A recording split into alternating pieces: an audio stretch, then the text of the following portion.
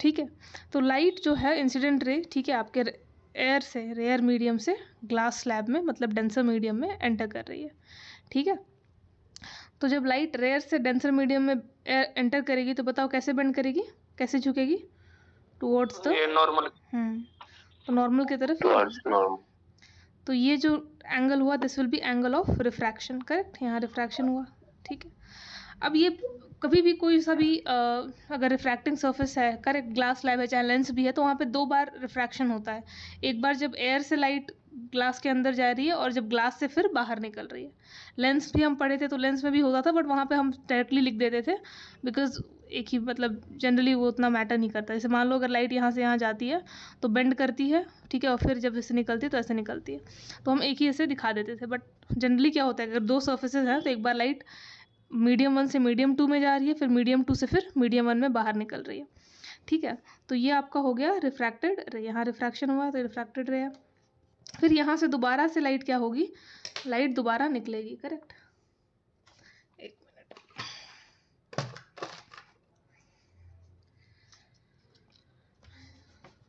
है ना। तो अब लाइट देखो, अब ये हो गया यहाँ पे, अब अगर ये देखा जाए तो ये इंसिडेंट रे हो गया, करेक्ट। ये रिफ्रैक्टेड रे जो है वो यहाँ पे पड़ा, तो इसके साथ नॉर्मल बनाओ इस सरफेस पे, क्योंकि एक तो ये सरफेस है इंटरफेस, फिर ये दूसरा इंटरफेस हुआ, करेक्ट।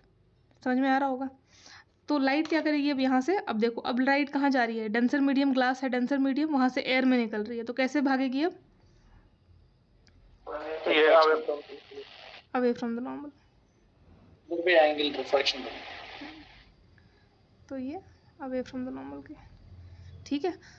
फिर यहाँ पे जो एंगल बना, अब इसको हम जनरली क्या कहते हैं, इसको यह है रिफ्रैक्टेड रे ही, बट इसका एक दूसरा नाम दे दिया, इसको हम कह रहे हैं इमर्जेंट रे। इमर्जेंट क्यों बोला, क्योंकि ये इमर्ज कर रही है, बाहर निकल रही है ग्लास स्लैब से। ठीक है। यहाँ पे जो हो रहा था ग्लास स्लैब के अंदर हो रहा था रिफ्रैक्शन, और अब ये फाइनली बाहर ग्लास स्लैब से इमर्ज कर रही है। इमर्ज मतलब होता है निकलना, तो ये फाइनली इधर से इमर्ज कर रही है, बाहर निकल रही है, इसका नाम हमने इमर्जेंट रे बोल दिया, और इसको कह देते हैं एंगल ऑफ इमर्जेंस। जैसे ये इंसिडेंट रे है तो इसको कहा एंगल ऑफ इंसिडेंस, तो वैसे ही इसको हम इमर्जेंट रे नाम दे रहे हैं, तो इसको क्या बोलेंगे, एंगल ऑफ इमर्जेंस। ठीक है, करेक्ट। ठीक है। फिर यहाँ पे एक टर्म आता है कि अब अगर आप देखोगे, ठीक है, अगर मैं यहाँ पे इसकी ट्राइजेक्टरी बनाऊँ, इंसिडेंट रे निकल कैसे रही थी, इस तरीके से सीधा, इसको कैसे निकलना चाहिए था, ये ऐसे जा रही है तो इसको सीधा अगर मैं ऐसे ट्रेस करूँ, अगर मान लो यहाँ ग्लास स्लैब नहीं होता, अगर यहाँ ग्लास स्लैब नहीं होता तो ये इंसिडेंट रे कैसे जाती, इसका ट्राइजेक्टरी कुछ ऐसा था, सीधा सीधा निकल जाती, है ना। तो यानी हम कह रहे हैं कि इंसिडेंट रे ऐसे जा रही थी और ये ग्लास स्लैब के कारण इसका पाथ क्या हुआ, ऐसे चेंज हो गया। ठीक है। तो अगर यहाँ ग्लास स्लैब नहीं होता तो ये इंसिडेंट रे से सीधी आ रही है, सीधी ऐसे निकलती, लेकिन अब ये ऐसे निकलने के बजाय ऐसे निकल रही है। तो ये जो हुआ कि इसे सीधा निकलना चाहिए था और थोड़ा सा डिस्प्लेस हो गई, है ना, अपने रास्ता से थोड़ा सा साइड इधर हो गई। तो ये जो शिफ्ट हुआ अपने रास्ते से, या डिस्प्लेस हुआ अपने रास्ते से, इसी को आप क्या बोलते हो, इसी को आप कहते हो लैटरल डिस्प्लेसमेंट।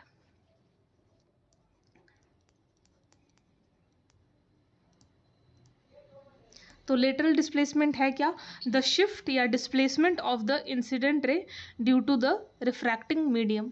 तो कोई सा भी रिफ्रैक्टिंग मीडियम, जनरली हम ग्लास स्लैब्स की बात करते हैं, ग्लास स्लैब के कारण जो इंसिडेंट रे का डिस्प्लेसमेंट हुआ, वो सीधे रास्ते से ऐसे निकलती, लेकिन वो हल्का सा, बिकॉज यहाँ पे देखो ऐसे हो रहा है, ट्रैजेक्टरी चेंज हो रही है, तो उसका पाथ क्या होता है, हल्का सा डिस्प्लेस हो जाता है, करेक्ट। तो ये है आपका लेटरल डिस्प्लेसमेंट। द शिफ्ट या the displacement in the path of incident ray due to the refracting surface is called lateral displacement, इसी को आप लेटरल डिस्प्लेसमेंट बोलते हो। ठीक है। यहाँ पे एक और चीज़ नोटिस करने वाली है कि जो एंगल ऑफ इंसिडेंस होगा और जो एंगल ऑफ इमर्जेंस होगा वो इक्वल होगा। मैं रिफ्रैक्शन को एंगल आई और एंगल आर को इक्वल नहीं बोल रही हूँ। जिस एंगल से ये इंसिडेंट रे यहाँ आई है, यहाँ पड़ी थी, और जिस रे से अब ये निकलेगी स्लैब के अंदर, स्लैब से बाहर जो निकलेगी, ये एंगल और ये एंगल इक्वल होगा। ठीक है। अगर आप इसको प्रूफ करना चाहते हो तो आपको ये प्रूफ भी हो जाता है, ठीक है, मैथ से। ठीक है। तो आप पैरेलल मैथ्स में अगर आपने पढ़ा है, ठीक है, ये दो पैरेलल रेज हैं, करेक्ट, ठीक है, और एंगल्स हैं, ऐसे कोई कर रहा है, तो ये और ये जो होता है इसको हम क्या बोलते हैं? ट्रांसवर्सल। हाँ, ये तो काट दिया ट्रांसवर्स, तो ये एंगल इसको, अल्टरनेट हाँ, interior angle. Alternate interior angle, तो ये बराबर होता है, ठीक है, करेक्ट। और कॉरस्पॉन्डिंग एंगल भी एक होता है। देखो अगर इन दोनों को देखें तो यहाँ पे कौन सा है, ये पैरेलल है, ये पैरेलल है, ठीक है, ये पैरेलल है, ये पैरेलल है, ये ट्रांसवर्स है, ये ट्रांसवर्स है। तो अगर मैं इसको बनाऊं, रुक जाओ,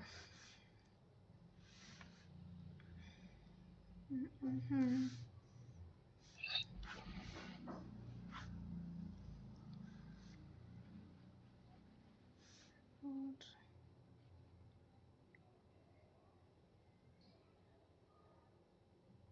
इसको ऐसे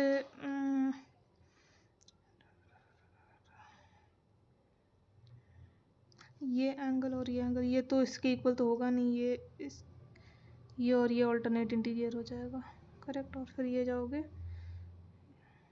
ये एंगल और ये एंगल अल्टरनेट इंटीरियर होगा, और ऐसे जाओगे तो ये और ये, हाँ देखो, ये और ये देखो ऐसे हुआ ना, करेक्ट। ये इस तरह के क्या कहती है, ये आपकी मतलब इंसिडेंट रे ये है, करेक्ट, और ये इमर्ज हो रही है, यहाँ पे रिफ्रैक्शन हुआ, और ये इमर्जेंट रे है, अगर सपोज करो, मैं बस बता रही हूँ।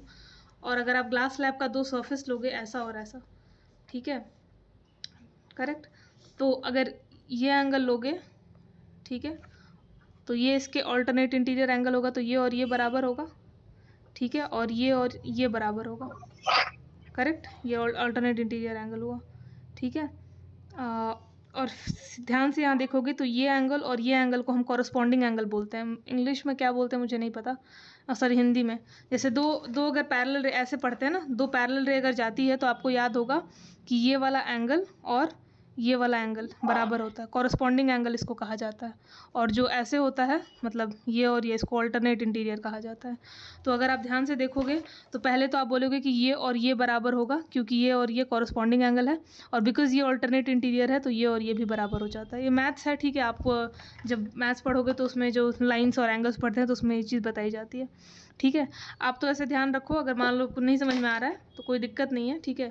ये पैरेलल है, ये पैरेलल लाइन है, तो ये एंगल और ये जो अंदर का एंगल है ना, ये वाला एंगल, ये बराबर होगा क्योंकि ऑल्टरनेट इंटीरियर है, और ये फिर क्या हो जाएगा, कॉरस्पॉन्डिंग हो जाएगा, तो इक्वल आ जाता है।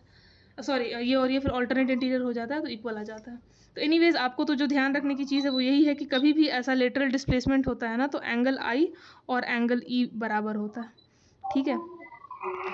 तो ये आप अगर चाहो तो प्रूफ भी मैंने बता दिया कैसे होता है कि ये दो पैरेलल, ये और ये पैरेलल लाइंस होंगी, और ये उसका ट्रांसवर्स, दो ट्रांसवर्स हुआ, तो दिस एंगल एंड ये वाला जो एंगल बनेगा यहाँ, ये एंगल जो ऐसे ये रे अगर आप पीछे ले जाओगे तो ये एंगल और ये एंगल कॉरस्पॉन्डिंग एंगल होगा, और फिर ये और ये ऑल्टरनेट इंटीरियर हो जाएगा, तो इसके बराबर ये हो जाएगा। तो कोई बात नहीं, अगर मैथ्स है तो वो नहीं है तो कोई छोड़ो उसको। आपको ये याद रखो कि एंगल आई और एंगल ई इक्वल होता है, ठीक है, जब आपका लेटरल डिस्प्लेसमेंट होता है। मतलब जब भी पैरेलल सर्फेसेस से रिफ्रैक्शन होगा ना, तभी ये पॉसिबल है कि एंगल आई और एंगल ई इक्वल होता है, क्योंकि सर्फेस पैरेलल है तो ये भी दोनों पैरेलल आएगा, और पैरेलल आएगा तो फिर ये पॉसिबल हो जाएगा, ठीक है ना, करेक्ट। तो ये दो चीज़ यहाँ से हमें ध्यान रखने वाली है। यहाँ से आपको बोलोगे क्वेश्चन कैसा आता है, तो यहाँ से क्वेश्चन जनरली नहीं आता है, ठीक है, ये एनसीईआरटी में इसलिए मैंने बना दिया। आपको अगर मैक्स टू मैक्स पूछेगा तो लेटरल डिस्प्लेसमेंट का डेफिनेशन पूछेगा। तो लेटरल डिस्प्लेसमेंट क्या है, द डिस्प्लेसमेंट या the shift in the trajectory या in the path of emergent ray due to a refracting surface is called lateral displacement, ठीक है। तो आपको ये डेफिनेशन पूछ सकता है, नहीं तो नहीं, अभी तक तो कभी कोई इससे क्वेश्चन नहीं आया है, ये बस एनसीईआरटी में है तो इसलिए मैंने बता दिया। और इसका यूज़ जो है ना, ये अभी जो मैंने बताया, ये थोड़ा सा इसका रेफरेंस आएगा प्रिज्म में, ठीक है, प्रिज्म से ज़रूर क्वेश्चन आए हैं, ठीक है। तो ये सिंपल सी चीज़ है, क्या है कि एक ग्लास स्लैब क्या होता है, रेक्टेंगुलर, ठीक है, रिफ्रैक्टिंग सर्फेस होता है, जिसमें जो रिफ्रैक्टिंग, जहाँ से रिफ्रैक्शन हो रहा है ना, उसको रिफ्रैक्टिंग सर्फेस, तो ये सर्फेस देख रहे हो तो कैसा है, एक दूसरे के पैरेलल है। और जो इंसिडेंट रे आती है वो एक पैरेलल सर्फेस पे आती है, दूसरे पैरेलल सर्फेस से निकलती है। तो क्या होता है कि जो पाथ है इंसिडेंट रे का वो शिफ्ट होकर थोड़ा इधर चला जाता है, और इसी शिफ्ट को आप लेटरल डिस्प्लेसमेंट बोलते हो। इस केस में एंगल आई और जो एंगल ऑफ इमर्जेंस है वो क्या होगा, इक्वल होगा, ठीक है। तो ये हमने देखा, ठीक है। लेटरल डिस्प्लेसमेंट क्या होता है? The shift in the path of incident ray due to a refracting surface या due to the glass slab is called lateral displacement. तो ये अगर आप लिखना चाहो तो आप लिख सकते हो कि लेटरल डिस्प्लेसमेंट क्या होता है? द शिफ्ट और the displacement of the incidents ray, ठीक है, due to a refracting surface. या फिर ऐसे बोल सकते हो कि it is the distance between incidents ray and emergent ray. तो इसको मैं लिख देती हूँ, आप देख लो, ठीक है। तो इसके दोनों सही है, ठीक है। आप अगर लिखते हो लेटरल डिस्प्लेसमेंट,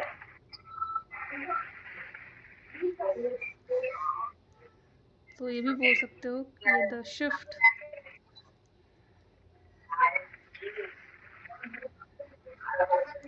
या डिस्प्लेसमेंट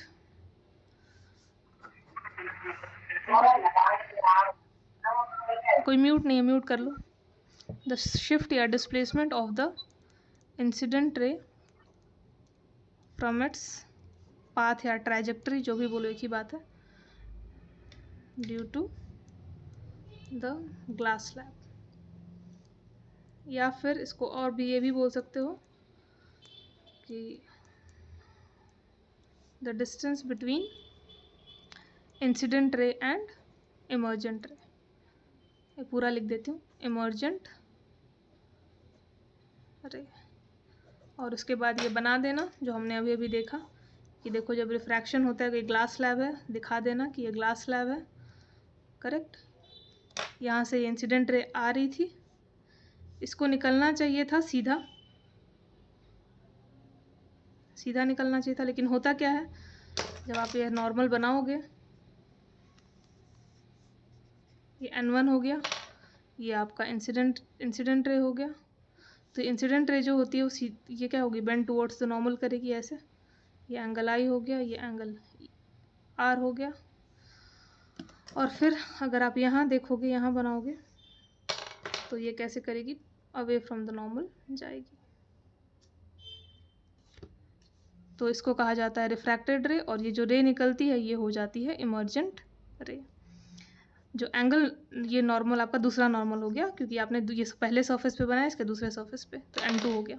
और जो एंगल n2 का इमर्जेंट रे से होता है उसको एंगल ई या फिर एंगल ऑफ इमर्जेंस बोलते हैं, ठीक है। तो ये जो दूरी आई आपकी, ये जो डिस्टेंस आया, जो आपने एक्सटेंडेड इंसिडेंट रे, जो आपने इंसिडेंट रे को एक्सटेंड किया है, उसके बीच का दूरी इमर्जेंट रे से, इसी को आप बोलते हो लेटरल डिस्प्लेसमेंट। तो आप इसको यहाँ लिख सकते हो कि द डिस्टेंस बिटवीन एक्सटेंडेड, आपने एक्सटेंड किया है ना, जो पाथ ओरिजिनल होना चाहिए था, या फिर ये जो मैंने ये लिखा ये भी सही है और ये भी सही है। तो ये जो आया एल आपका, ये एल क्या है, यही है लेटरल डिस्प्लेसमेंट, ठीक है। तो मैक्स अगर पूछेगा आपसे तो यही पूछ सकता है कि बताओ लेटरल डिस्प्लेसमेंट क्या होता है, ठीक है। और यहाँ पे आपको जो चीज़ ध्यान रखनी है सबसे नंबर 1 वो यही है कि जब भी कोई पैरेलल सरफेस से रिफ्रैक्शन होता है, देखो ये दोनों एक दूसरे में पैरेलल है ना, तो जो रिफ्रैक्टिंग सरफेस है वो पैरेलल है। जब रिफ्रैक्शन पैरेलल सरफेसेस से होता है तो एंगल आई और एंगल ई बराबर होते हैं, ठीक है। तो जब भी ऐसा होगा तो आपको एंगल आई और एंगल ई बराबर आएंगे। और एक और बात देखो, यहाँ से अगर आप यहाँ से देखते हो तो ये एंगल और ये एंगल भी बराबर होगा, R1 और R2 भी बराबर होगा, ठीक है। ये यहाँ से ऐसे जा रही थी जिस एंगल से गिरी, तो इसकी देखो ये भी ऑल्टरनेट इंटीरियर हो जाएगा ना। अगर इसको देखोगे ऐसे n बन रहा है तो एंगल R1 और एंगल R2 भी बराबर होगा। जेड बन रहा है, जेड में होता हाँ, जेड में, जब भी जेड में ऐसा होता है कभी भी ये, तो ये एंगल और ये एंगल बराबर होता है। या ऐसे होगा तो ये एंगल और ये एंगल बराबर होगा। तो यहाँ पे अगर आप ध्यान से देखोगे, ये एंगल और ये एंगल, मतलब जिस ये सेम ही चीज़ है ना। देखो यहाँ से गिर रही है तो ये भी नॉर्मल से एंगल है, ये भी नॉर्मल से एंगल है, तो ये आर और ये भी क्या कहेंगे, आर ही इसको बोला जाता है। बात समझ में आ रही है, ठीक है। तो यहाँ पे एंगल आई और एंगल ई तो बराबर आएगा ही आएगा, और ये R1 और R2 भी बराबर होगी। यहाँ पे Z बन रहा है, ठीक है। तो ये वाली चीज़ है। तो यहाँ से आपको ये लिख लो इसको, अगर आप लिखना चाहते हो तो। फिर प्रिज्म पे आते हैं। तो ये भी जो मैंने बताया है ना, angle I equal to angle R, या sorry angle I equal to angle E, या फिर ये अंदर वाले R1 R2 भी बराबर हैं, क्योंकि पैरेलल सरफेस से रिफ्रैक्शन हो रहा है। तो यहाँ पे Z बन रहा है, मतलब पैरेलल लाइन्स है ना, तो ऑल्टरनेट इंटीरियर एंगल्स आएगा, ये और ये वाला एंगल, ठीक है। जो यहाँ एक एंगल, इसको अगर पीछे करोगे तो वो होगा कॉरस्पॉन्डिंग एंगल, और फिर ये और ये ऑल्टरनेट इंटीरियर हो जाएगा। तो खैर उसको छोड़ो, आपको ये ध्यान रखना है कि एंगल आई और एंगल ई बराबर होता है, और यहाँ पे भी क्योंकि Z बन रहा है तो R1 और R2 भी बराबर होंगे। ये जो छोटा एंगल है ये, और ये वाला, तो बराबर होता है। ठीक है, ये काम आएगा अभी आगे प्रिज्म में।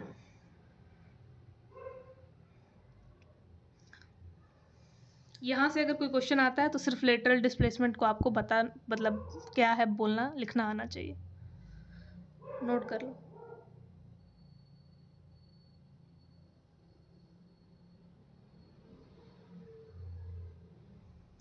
तो अब शुरू करते हैं कि प्रिज्म क्या है। तो प्रिज्म भी एक रिफ्रैक्टिंग सरफेस है, ठीक है, लेकिन रिफ्रैक्टिंग बॉडी है। उसमें क्या होता है, आप अगर प्रिज्म को ध्यान से देखो तो प्रिज्म में दो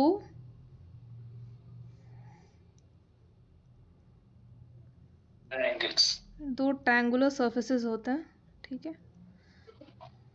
एक रेक्टेंगुलर बेस होता है, कुछ ऐसा दिखेगा, ठीक है। अगर इसको ध्यान से देखो, अगर मैं आपको दिखाना चाहूँ कुछ प्रिज्म के उसमें, तो ऐसा कुछ है मेरे पास ऐसा जिससे मैं प्रिज्म बना सकती हूँ। चलो इसी को देख लो, मैं ये कॉपी है, इसको अगर मैं ऐसे रख दूँ, ठीक है, तो सामने से देखोगे अगर तो एक ट्रायंगल यहाँ दिख रहा है, ये वाला सरफेस। पीछे भी देखोगे तो एक ऐसा ट्रायंगल दिखेगा, ये ऐसा, ये, ठीक है। और अगर ये साइड देखोगे तो ये कैसे है, एंटी पैरेलल है, मतलब ये दोनों जाके यहाँ ऐसे मिल जा रहे हैं, है ना, ये और ये, ठीक है। और जो एक बेस होगा, इसका बेस ये कैसा आएगा, जिस जहाँ सरफेस पे रखी हूँ मैं ऐसे, तो अगर इसके बेस को देखोगे ऐसे ऐसे, तो इसके ऊपर एक ऐसे इमेजिन करो, तो ये कैसा हो जाएगा, रेक्टेंगुलर। तो वही चीज़ मैंने यहाँ बनाई है, देखो ये ऐसे जाके मिल रहा है, तो ये एंटी पैरेलल है क्योंकि ऊपर जाके ऐसे मिल जा रहा है। ये दो सरफेस कैसे हैं, ट्रायंगल हैं, और नीचे वाला जो बेस है वो कैसा है, रेक्टेंगुलर है, ठीक है, ये रेक्टेंगुलर है, ठीक है, थोड़ा सा ऐसा बन गया है, ये रेक्टेंगुलर है, ठीक है। तो ये आपको इसका रेक्टेंगुलर बेस हो गया। दो फेस जो हो गया उसके कैसे हो गए, ट्रायंगल शेप में है, आगे और पीछे वाले, ठीक है। और ये जो ऐसे मिल रहा है ये क्या है, एंटी पैरेलल, मतलब पैरेलल नहीं है ना, ये ऐसे जाके पैरेलल होता तो सीधा ऐसे जाता, लेकिन ये ऐसे जा रहा है, ठीक है। तो ये है प्रिज्म। प्रिज्म में आप देखोगे कि दो ये वाले सरफेस हैं, ये दो ट्रायंगुलर फेसेस होते हैं, एक रेक्टेंगुलर बेस होता है, ठीक है, और दो एंटी पैरेलल रिफ्रैक्टिंग सरफेस होता है, ठीक है। तो टोटल इसके कितने हो गए, 5 फेस होते हैं, 5 फेस होता है। इसमें से 2 ट्रायंगुलर फेसेस हैं, एक ट्रायंगल इधर, एक ट्रायंगल इधर, तो 2 ट्रायंगुलर फेसेस हो गए, ठीक है। एक ट्रायंगल फेस ये, एक ट्रायंगल फेस ये, एक रेक्टेंगुलर बेस हो गया, बेस मतलब उसका बेस, ठीक है। और जहाँ से रिफ्रैक्शन होगा मतलब लाइट यहाँ से एंटर करती है, तो जो लाइट का एंटर करने का पॉइंट है अगर आप देख रहे हो तो वो कैसा है, एंटी पैरेलल है, ठीक है ना। तो जो ऐसे अगर प्रिज्म रखा है ऐसे, ठीक है, तो ये इधर से लाइट आएगी, इधर से लाइट आएगी, इधर से निकलेगी, ठीक है। तो जहाँ से इंसिडेंट रे एंटर करती है वो ये जो एंटी पैरेलल सर्फेसेस हैं जो यहाँ जाके ऊपर मिल जा रहे हैं, वहाँ से इंसिडेंट रे एंटर करती है, ठीक है। तो मैंने अगर आपको जो नोट्स भेजे उसमें लिखा हुआ है कि prism is a refracting body which has 5 surfaces, इसमें से 2 which has 2 triangular faces, 1 rectangular base and 2 anti parallel refracting surfaces. तो ये जो सर्फेस है इसको रिफ्रैक्टिंग इसलिए बोल रहे हैं क्योंकि लाइट एंटर इधर ही से करती है। बात समझ में आ रही है, ठीक है। तो अगर आप कोई सा भी प्रिज्म अगर आप देखते हैं छोटा सा ऐसा होता है, तो अगर आप उसको देखोगे ध्यान से तो उसमें आपको ऐसा ही दिखेगा। तो आपको मेरे को बस ये पूरा डायग्राम बनाने का बस ये मकसद था कि आप ये समझो कि जो प्रिज्म होता है ना उसमें जो रिफ्रैक्टिंग सरफेस होता है, ठीक है, उसमें जो रिफ्रैक्टिंग सरफेस होता है वो कैसा होता है, वो आपका एंटी पैरेलल होता है। ये दिख रहा है, ये सरफेस ये वाला, तो इधर से लाइट बाहर निकलेगी, इधर से लाइट एंटर करेगी, तो ये सरफेस आपका रिफ्रैक्टिंग सरफेस है, ये वाला जो मैं शेड कर रही हूँ, और इधर से ये दिखेगा ऐसा पीछे, ठीक है। तो लाइट इधर से ये वाले हिस्से आएगी, ये वाले हिस्से से आएगी, और 3D में अगर देखो तो इधर से निकलेगी, ट्रायंगल इधर इधर रहेगा और नीचे बेस रहता है, ठीक है। तो कुछ ऐसा प्रिज्म दिखता है। लेकिन हम क्योंकि जनरली क्या होता है कि बिकॉज हम लोग 2D में पढ़ते हैं तो मैं बस ऐसा बनाती हूँ और मैं इधर से लाइट को दिखाऊंगी, तो लाइट एक्चुअली घुस किधर रहा है, जो ये जो सरफेस है ना, ये वाला सरफेस जो एंटी पैरेलल है ऐसे, इसमें से एंटर कर रहा है और इधर से निकलेगा। लेकिन हम क्योंकि 2D बनाते हैं तो सीधे ऐसे ट्रायंगल से ऐसे निकालते हैं, निकलता ट्रायंगल से नहीं है, ट्रायंगल सिर्फ उसका फेस है जो एंगल प्रोवाइड कर रहा है, ठीक है, करेक्ट। अब ध्यान से देखो, अगर मैं प्रिज्म बनाती हूँ तो इस प्रिज्म में जो एंगुलेशन होता है वो ट्रायंगल के कारण है, राइट। ये एंगल को हम बोलते हैं, ये क्या एंगल है, वो ये एंगल है रिफ्रैक्टिंग एंगल, इसको कहा जाता है। ये जो एंगल है इसको एंगल ए, इसी को एंगल ऑफ प्रिज्म भी कहा जाता है, एंगल ए, या इसी को कहा जाता है रिफ्रैक्टिंग एंगल, या एंगल ए लिखे हैं तो ये है actually angle of prism. Prism का टोटल एंगल क्या है उसी पे डिपेंड करता है कि जो जहाँ से रिफ्रैक्शन होगा वो दोनों किस एंगल पे बेंड हुए हैं। अगर मेरे हाथ को ध्यान से देखो तो आगे ट्रायंगल शेप बन रहा है ना, यहाँ पे ये ट्रायंगुलर शेप बनेगा यहाँ, लेकिन ये जो एंगल, जिस एंगल पे ये दोनों सरफेस यहाँ मीट करेंगे, करेक्ट, तो वो ये एंगल को हम क्या बोल रहे हैं, एंगल ऑफ प्रिज्म, ठीक है।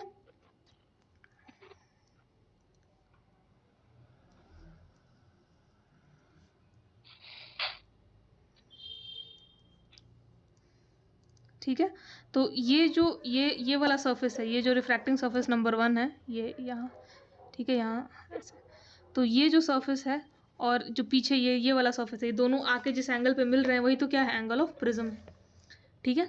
हम लोगों को इस चैप्टर में रेगुलर प्रिज्म पढ़ना है। रेगुलर प्रिज्म होता है वो प्रिज्म जो जहाँ पे आप जो ट्रायंगल है वो कैसा हो, इक्विलेटरल हो।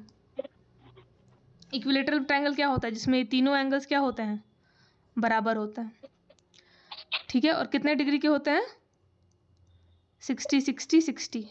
एक ट्रायंगल का तीनों एंगल का सम होता है 180 डिग्री, ये जानते हो ना मैथ्स। इक्विलेटरल ट्रायंगल को क्या बोलते हैं हिंदी में,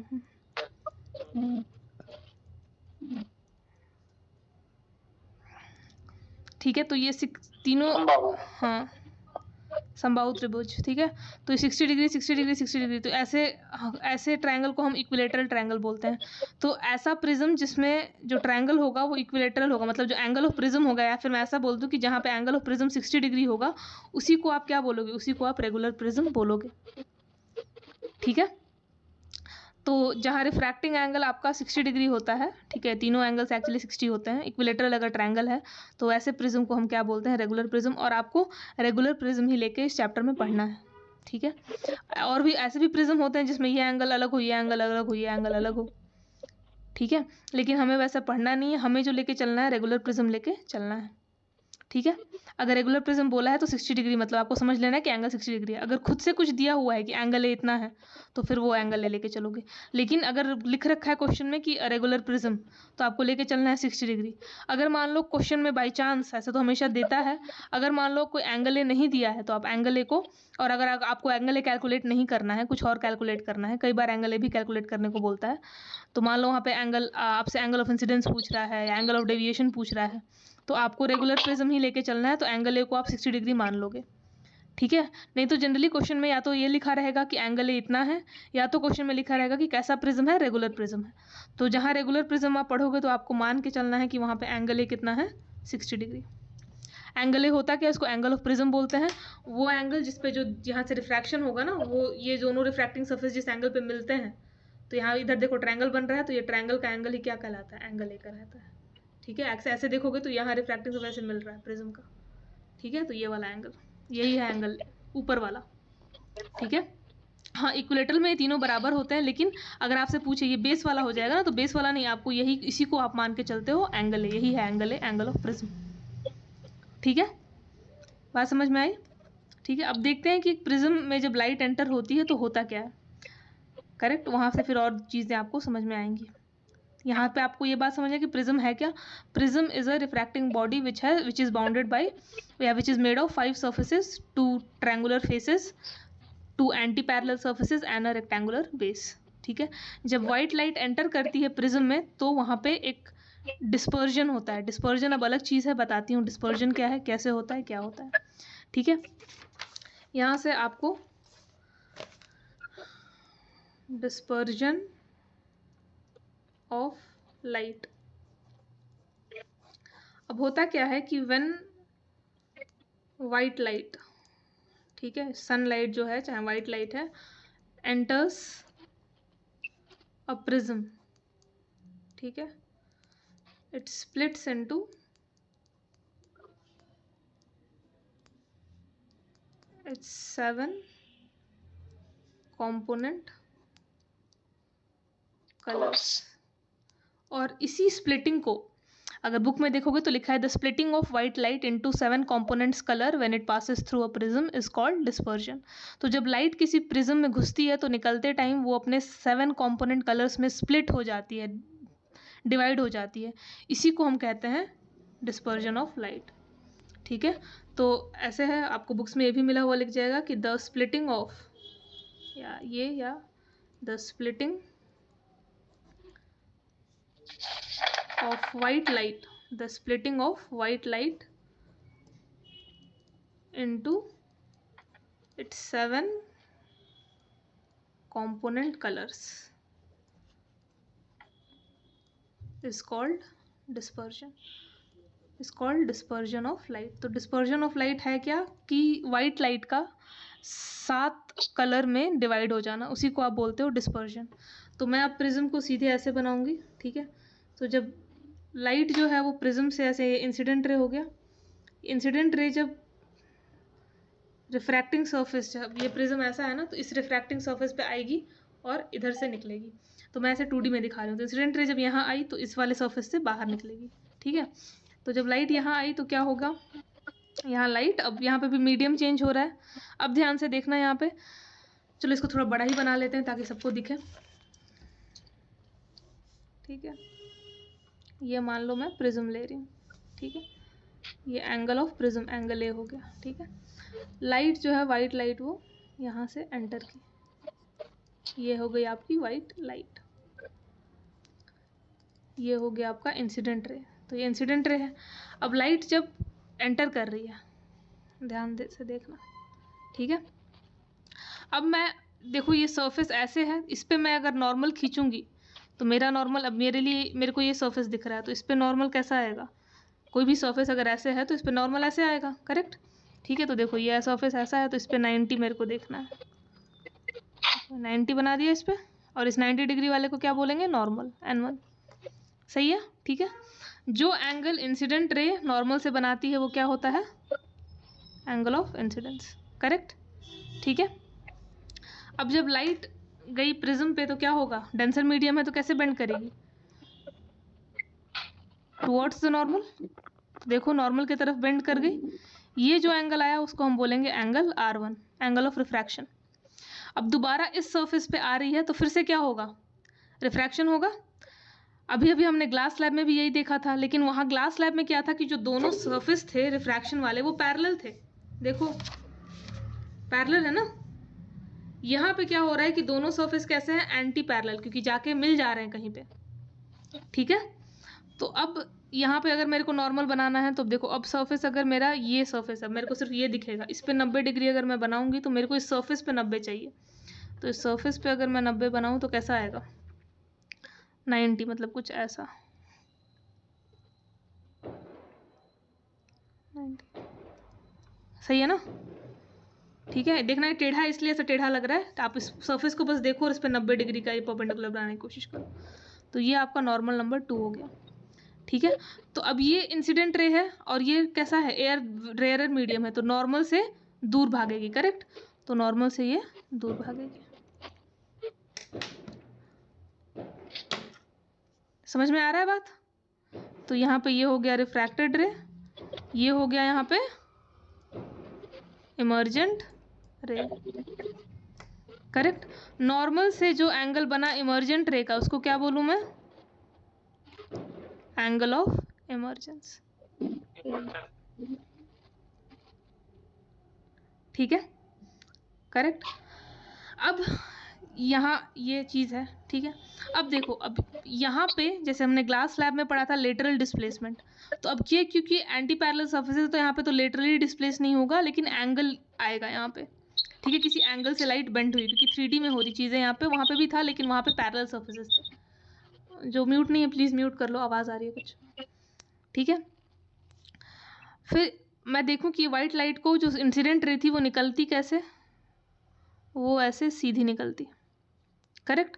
तो चलो मैं इसको ऐसे सीधा निकाल रही हूँ, ऐसे स्ट्रेट जा रही है, ऐसे स्ट्रेट निकल जाती है। ठीक है, तो ये इसका ट्रैजेक्टरी होना चाहिए था कुछ ऐसा, अगर ये प्रिज्म नहीं आता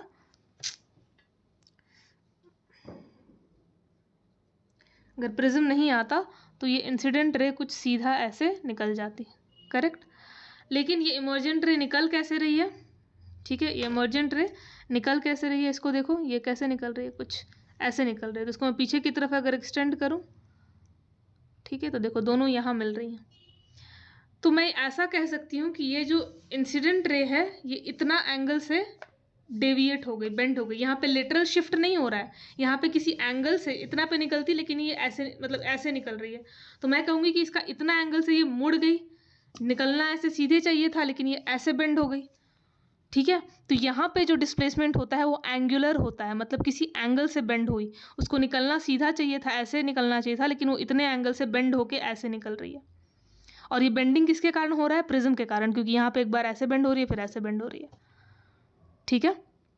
तो यहाँ मैं 2 पॉइंट्स लिखूंगी, ठीक है, देखना। तो मैं ऐसा कह सकती हूँ कि इमर्जेंट रे और जो इंसिडेंट रे के बीच का एंगल है, ये जो एंगल है कि रे को निकलना चाहिए था सीधा लेकिन वो निकल रही है ऐसे, तो इसको मैंने पीछे बढ़ाया तो यहाँ मिल रहे हैं। तो ये जो एंगल बना इमर्जेंट रे और एक्सटेंडेड इंसिडेंट रे के बीच, इस एंगल को हम बोलते हैं एंगल ऑफ डेविएशन, ठीक है। ग्लास स्लैब में सीधा सीधा शिफ्ट था क्योंकि सिर्फ रास्ता इतना से खिसक रही थी, एंगल नहीं था वहाँ। यहाँ पे क्या है कि खिसक नहीं रही, यहाँ पे इतने एंगल से ऐसे बेंड हो जा रही है, ठीक है।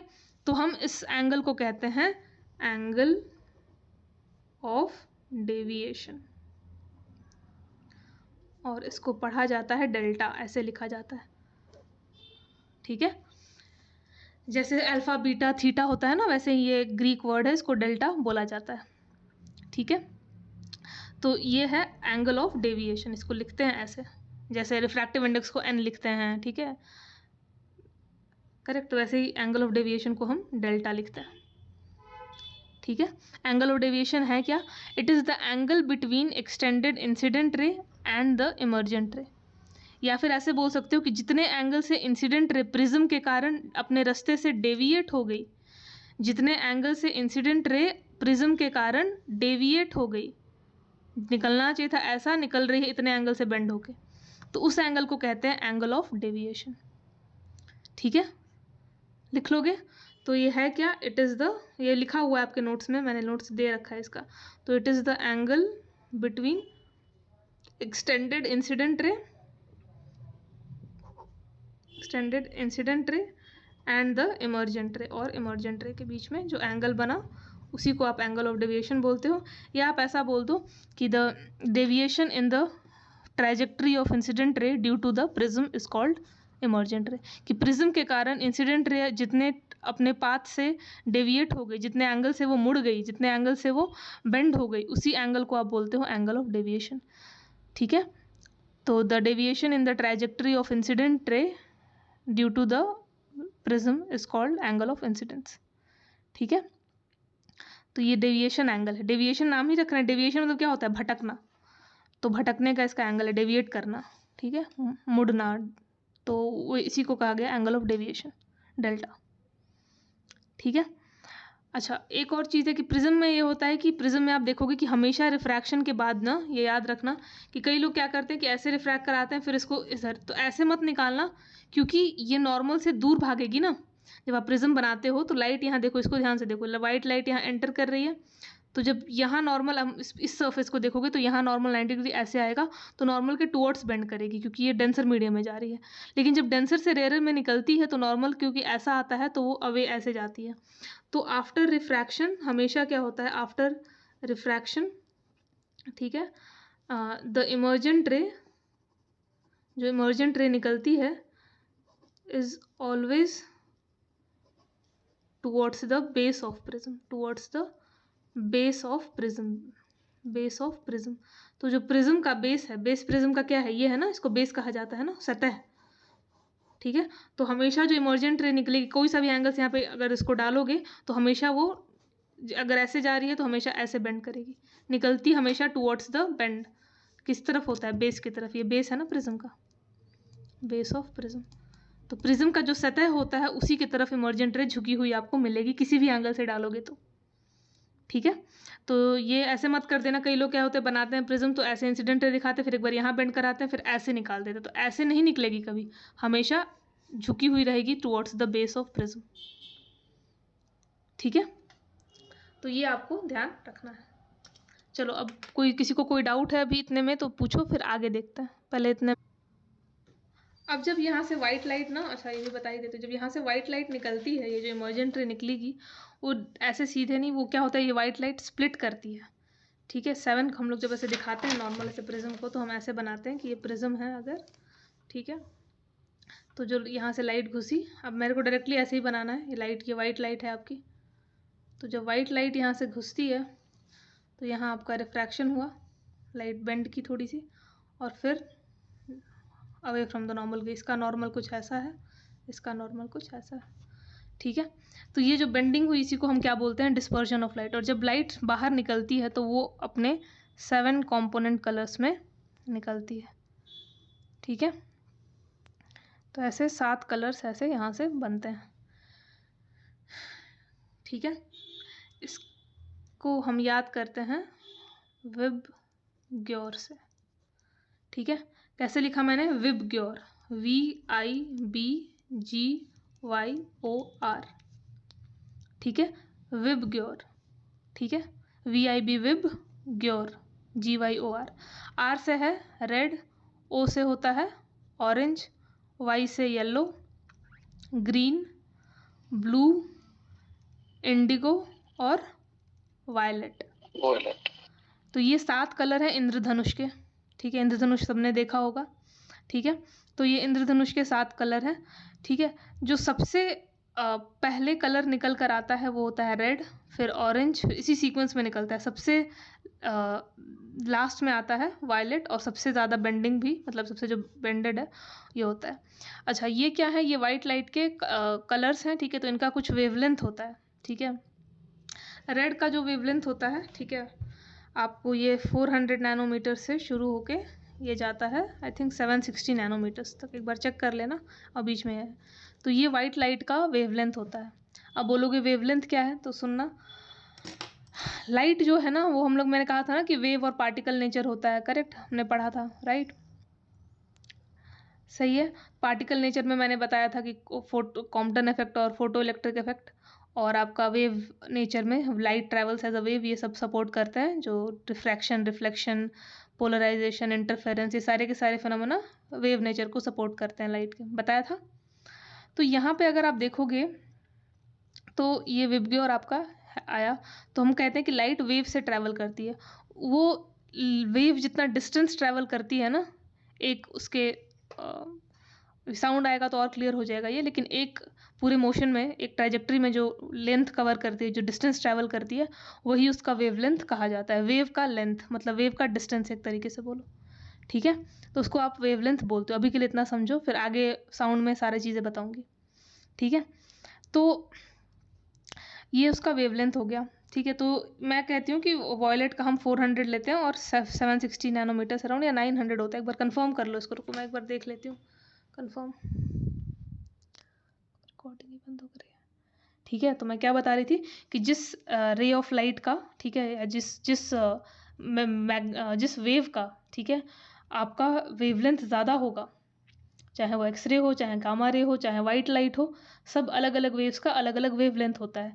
तो जिस वेव का वेवलेंथ ज़्यादा होता है वो कम डेविएट करती है, वो आराम से निकलेगी, विदाउट डेविएशन निकलेगी, दूर तक जाएगी विदाउट डेविएशन, दूर तक दिखाई देगी। इसलिए रेड डेंजर सिग्नल में भी यूज़ होता है, क्योंकि रेड ज़्यादा बेंड या डेविएट नहीं होता है, स्कैटर नहीं होता है। ठीक है, तो सबसे पहला जो मैं यहाँ पे बताना चाह रही हूँ, तो थ्योरी ऐसे नॉर्मल चीज़ें बता दी हैं मैंने, तो ऐसा बोल दो कि हम पढ़ रहे हैं angle of deviation, angle of deviation. तो एंगल ऑफ डेविएशन जो होता है, ठीक है, वो पहला डिपेंड करता है वेवलेंथ पे, कि अगर किसी भी लाइट का वेवलेंथ अगर ज़्यादा होता है तो एंगल ऑफ डेविएशन क्या होता है, कम होता है। इनवर्स में रिलेशन है। जैसे एग्जांपल दी मैंने कि रेड का जो वेवलेंथ है, रेड लाइट का जो रेड कंपोनेंट है वाइट लाइट का, उसका रेड का वेवलेंथ 760 नैनोमीटर है, तो वहाँ पे उसका स्कैटरिंग या जो डेविएशन है, अगर आप देखोगे प्रिज्म में, तो डेविएशन इसका कम होता है, लेस है ना, डेविएशन इसका लेस होता है। आप देख लो ये प्रिज्म बना के, सबसे पहले अगर आप देखोगे तो रेड ही यहाँ पे से निकलता है, उसके बाद सारी ऐसे, और सबसे ज़्यादा बेंड कौन होता है? वायलेट बेंड होता है, और ये रेड। तो जिसका आप देखो इसका 760 नैनोमीटर है वेवलेंथ और इसका आपका 400 है। तो देखो जिसका कम वेवलेंथ है वो बेंड ज़्यादा कर रहा है ना, और जिसका वेवलेंथ ज़्यादा है देखो वहाँ पे बेंडिंग कम हुई है।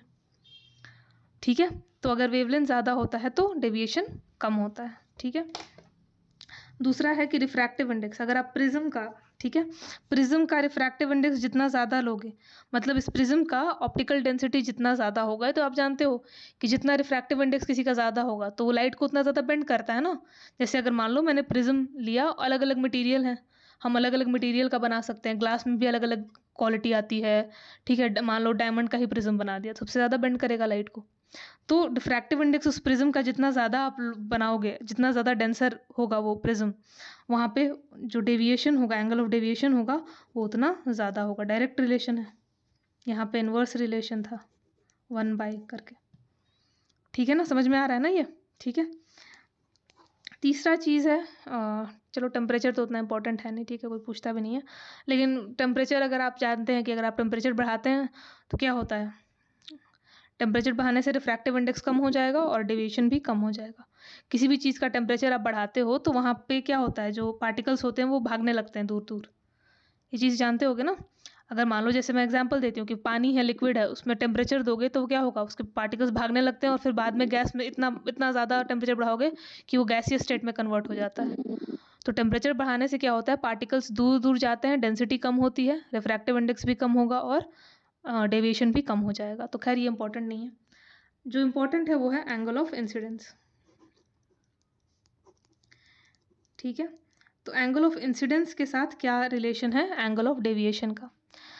तो क्या रिलेशन है कि पहले एंगल ऑफ इंसिडेंस अगर आप बढ़ाते हैं ना, ठीक है, तो एंगल ऑफ डेविएशन क्या होता है, कम होता है।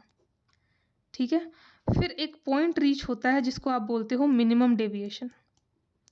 एक टाइम आता है जब मिनिमम डेविएशन होता है, और उसके बाद क्या होता है, उसके बाद अगर आप एंगल आई को और भी ज़्यादा बढ़ाओगे तो फिर एंगल ऑफ डेविएशन बढ़ता जाता है। ठीक है, ये होता है। देखो फिर से समझाती हूँ। देखो क्या होता है कि अगर मान लो मैं एग्जांपल देती हूँ, ये प्रिज्म है, ये N1 ले लो, N2 हो गया। ठीक है, ये लाइट ऐसे गई, ये एंगल R1 हो गया, ये एंगल R2 हो गया, ये एंगल I हो गया, करेक्ट, और ये ऐसे बेंड हुआ, ये एंगल E हो गया। ठीक है, तो मान लो मैंने एंगल ऑफ इंसिडेंस ये रखा। ठीक है, तो जो डेविएशन मतलब ये डेविएशन, ठीक है, ये एंगल, ठीक है, ये ऐसे जाता और ये यहाँ से मिलेगा तो ये। ठीक है, तो मैं एंगल आई को अगर बढ़ाऊंगी, एंगल ऑफ इंसिडेंस पहले मैंने थोड़ा कम रखा, तो डेविएशन थोड़ा क्या होगा, डेविएशन आपका जब एंगल आई बढ़ाओगे तो डेविएशन कम होता जाएगा। जितना एंगल ऑफ इंसिडेंस बढ़ाओगे तो ये डेविएशन जो है ना ये कम होता जाएगा। ठीक है, पहले अगर इतने पे इतना एंगल था तो और बढ़ाया तो फिर कम होगा, और बढ़ाओगे तो और कम होगा, और बढ़ाओगे तो और डेविएशन कम होगा। बात समझ में आ रही है?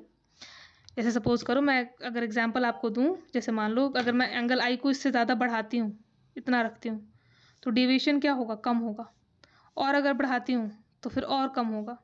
ये जो डेविएशन मतलब ये हो रहा है ना, ये एंगल कम होता जाएगा। ठीक है, एक टाइम ऐसा आएगा जब एंगल जो है, जैसे मान लो अगर मैं ऐसे एग्जांपल देती हूँ कि मैंने पहले एंगल आई, मैं यहाँ एंगल आई लिख रही हूँ, ठीक है, और यहाँ पे मैं एंगल डेल्टा लिख रही हूँ। तो अगर मैंने सपोज करो एंगल ऑफ इंसिडेंस मान लो मैंने 30 डिग्री रखा था, तो एंगल ऑफ डेविएशन 60 था सपोज। अब मैं इसको बढ़ा के मान लो 40 ले आती हूँ, तो डेविएशन क्या होगा, कम होगा। तो 60 से मान लो ये सपोज करो 50 हो गया। ठीक है, और कम किया मैंने इसको, सॉरी एंगल आई को और बढ़ाया। ठीक है, इसको बढ़ाते जा रहे हैं, इसको मान लो मैंने 50 कर दिया, तो ये कम हो गया, कितना हो गया, मान लो 40 हो गया सपोज। ठीक है, एक टाइम ऐसा आएगा जब मान लो मैं इसको सपोज करो 60 डिग्री कर रही हूँ, तो एक टाइम ऐसा आएगा कि ये डेविएशन जो है मान लो सपोज मैं बोल रही हूँ 33 डिग्री हो गया। तो इस एंगल पे एक ऐसा एंगल ऑफ इंसिडेंस आएगा जिसके लिए जो ये होगा ना एंगल ऑफ डेविएशन, वो मिनिमम पॉइंट पे पहुंच जाएगा। इसके बाद अगर मैं एंगल आई को और बढ़ाऊँ, 70 ले जाऊँ, 80 ले जाऊँ, 90 ले जाऊँ, तब जो है क्या होगा, ये बढ़ने लगेगा। ये 40 के बाद फिर मान लो 50 होगा, फिर 60 होगा, अब बढ़ता ही जाएगा, बढ़ा रहे हैं तो। ठीक है। तो कहने का मतलब ये है, 80 से 85 कर लो इसको, 85 90, ठीक है। तो कहने का मतलब ये है कि अगर आप पहले जब एंगल आई को बढ़ाते हो तो पहले डेविएशन क्या होता है, कम होता है, ठीक है। जब एंगल आई को हम इंक्रीज कर रहे हैं यहाँ पे तो पहले क्या होता है, पहले डेविएशन कम होता है, फिर एक मिनिमम पॉइंट पहुँचता है, वो एक ही एंगल है, वो मिनिमम एंगल पहुँचता है, एक मिनिमम डेविएशन होता है, ठीक है। मतलब एक कम पॉइंट हुआ और एक पॉइंट के बाद अब फिर क्या होगा, जब आप एंगल आई को बढ़ाते जा रहे हो, अभी भी यहाँ पे हम बढ़ा ही रहे हैं, ठीक है, बढ़ाते ही जा रहे हैं, देखो एंगल ऑफ इंसिडेंस हम लगातार बढ़ाते ही जा रहे हैं, लेकिन अब क्या हो रहा है कि एंगल ऑफ डेविएशन भी बढ़ता जा रहा है, 70 से बढ़ता ही जा रहा है, 80 किया तो 50 हो गया, 85 किया तो 60 हो गया, 90 किया तो इतना हो गया, 100 किया तो इतना। तो एक पॉइंट के बाद एंगल आई को बढ़ाने से डेविएशन भी क्या होता है, बढ़ता जाता है, ठीक है। तो इसका एनसीईआरटी में एक, अगर आप 11 12 की एनसीईआरटी देखोगे तो एक ग्राफ दे रखा है कुछ ऐसा, ठीक है। वो कह रहा है कि अगर आप मान लो मैं यहाँ पे आपने एंगल ऑफ डेविएशन लिया है और यहाँ आपने एंगल आई को लिया है, तो आप लगातार एंगल आई को अगर बढ़ाते जाओगे, अलग अलग एंगल्स पे देख रहे हो, तो पहले सपोज करो एंगल आई कुछ ऐसा रखा था हमने, तो यहाँ पे था, ठीक है। फिर क्या हो रहा है, डेविएशन जो है कम होता जाएगा, कम होता जाएगा, कम होता जाएगा, एक मिनिमम वैल्यू आएगी और उसके बाद फिर क्या होगा, डेविएशन बढ़ता जाता है। तो कुछ ऐसा सा ग्राफ दे रखा है, ठीक है, ऐसा। तो इस पॉइंट पे जो ये एंगल ऑफ इंसिडेंस आपने रखा, मान लो मैंने पहले 10 रखा, फिर 20 रखा, फिर 30 रखा, फिर 40, एंगल आई को आप लगातार बढ़ाते जा रहे हो, ठीक है। तो पहले डेविएशन जब 10 डिग्री था हमारा ये एंगल ऑफ इंसिडेंस, ठीक है, तो आपका जो डेविएशन आ रहा था वो मान लो इधर से, सपोज करो मैं कह रही हूँ कि 60 डिग्री आ रहा था, फिर कम होते होते होते कम होते जा रहा है, 60 से 55, फिर 40, फिर ऐसे ऐसे कम होते होते, सपोज करो यहाँ पे मैं एग्जांपल दे रही हूँ, मान लो 20 डिग्री हो गया। अब इसके बाद जब एंगल आई को, और आप एंगल आई को तो कम नहीं कर रहे ना, बढ़ाते जा रहे हैं, 40 कर रहे हैं, 50 कर रहे हैं, 60 कर रहे हैं, तो अब देखो ये लगातार क्या हो रहा है, एंगल ऑफ डेविएशन बढ़ता जा रहा है। तो ऐसा एक ग्राफ दे रखा है, आपको इसको याद रखने की ज़रूरत नहीं है, आपको इसको वो करने की ज़रूरत नहीं, मैंने बस एक समझाने के लिए बता दिया, एनसीईआरटी में दिया इसलिए बता दिया। आपको तो जो समझना है वो यही समझना है कि भाई एंगल आई को हम जैसे जैसे बढ़ाते जाते हैं तो पहले तो डेविएशन डिक्रीज होता है, लेकिन एक पॉइंट पे, एक ऐसा पॉइंट आता है जहाँ पे तो अपनी मिनिमम वैल्यू, जिसको बोलते हैं ना कि रॉक बॉटम पहुँच गया, तो सबसे मिनिमम वो हो गया, अब उसके बाद से फिर वो क्या होता है, बढ़ना शुरू हो जाता है। तो इसको मैं समझाने के लिए ऐसे बोलती हूँ कि जैसे मान लो कि आदमी जो होता है अपने लो पे रहता है, मान लो बुरा टाइम किसी का चल रहा है, तो चलते चलते एकदम ऐसा बुरा आता है कि इसके बाद एकदम मतलब आदमी जो है बर्बाद हो गया एकदम, और बर्बादी के बाद फिर क्या होता है कि उसको समझ आती है कि चलो अब उठना है, तो फिर वो अपना फिर से इंक्रीज होता है, ये समझाने के लिए है बस, ठीक है। तो वैसा ही डेविएशन के साथ भी है कि जब आप एंगल आई को बढ़ाते जाते हैं ना, तो डेविएशन क्या होता है, कम होता है, कम होते होते होते मिनिमम पॉइंट पहुंचता है, और उसके बाद फिर जब आप बढ़ाओगे तो अब वो बढ़ने लगता है। तो इसी एंगल को आप बोलते हो एंगल ऑफ मिनिमम डेविएशन, ठीक है, इसी एंगल को आप बोलते हो एंगल ऑफ मिनिमम डेविएशन, ठीक है, करेक्ट। तो एंगल ऑफ मिनिमम डेविएशन है क्या, एंगल ऑफ मिनिमम डेविएशन है ऐसा पॉइंट है, ऐसा एंगल ऑफ डेविएशन मतलब ऐसा पॉइंट है, ठीक है, कि जब एंगल आई बढ़ाने पे जो डेविएशन है वो मिनिमम अपना पॉइंट पहुंच जाता है, इसके बाद अगर एंगल ऑफ इंसिडेंस को इंक्रीज करोगे तो डेविएशन भी क्या होता है, बढ़ते रहता है, ठीक है। तो ये चीज़ मैं बताई कि इस पे एंगल ऑफ डेविएशन है, और एक है एंगल ऑफ मिनिमम डेविएशन। तो अब हमें जो यहाँ पे जो क्वेश्चन आता भी है वो इसी से आता है, एंगल ऑफ मिनिमम डेविएशन, इसको आप बोलते हो डेल्टा एम, डेल्टा ही बोला, एम लगा दिया मतलब मिनिमम, ठीक है। तो हम यहाँ एंगल ऑफ मिनिमम डेविएशन की बात करेंगे, ठीक है। अब नॉर्मली प्रिज्म के लिए देखो, अब प्रिज्म हम पढ़ रहे हैं तो वहाँ देखो कि प्रिज्म के लिए अगर आप देखोगे कोई सा भी प्रिज्म आप लो, तो वहाँ पे अगर आप देखते हो तो वहाँ पे दो चीज़ें होती हैं, ठीक है। एक मिनट, एक सेकंड, कॉल आ रहा है, एक मिनट। ये आपका एंगल ऑफ इंसिडेंस, यहाँ पे क्या हो रहा है, ये it will bend towards the normal, तो ये टुवर्ड्स द नॉर्मल, ये जो बेंड किया ये हो गया आपका R1। अब ये obviously towards the normal bend किया तो एंगल आई ज़्यादा है, R1 छोटा है। फिर आपने यहाँ पे नॉर्मल बनाया इसके सरफेस पे, ये N2 हुआ, ये 90 डिग्री है, ठीक है। तो ये जो एंगल है, ठीक है, जो ये जो रिफ्रैक्टेड रे है, ये रिफ्रैक्टेड रे है, रिफ्रैक्टेड रे और नॉर्मल N2 के बीच का जो एंगल है इसको R2 बोलते हैं, ये कैसे निकलेगा, निकलेगा तो अवे फ्रॉम द नॉर्मल, ऐसे टुवर्ड्स द बेस निकलता है हमेशा। और ये जो एंगल है वो क्या है, एंगल ऑफ इमर्जेंस।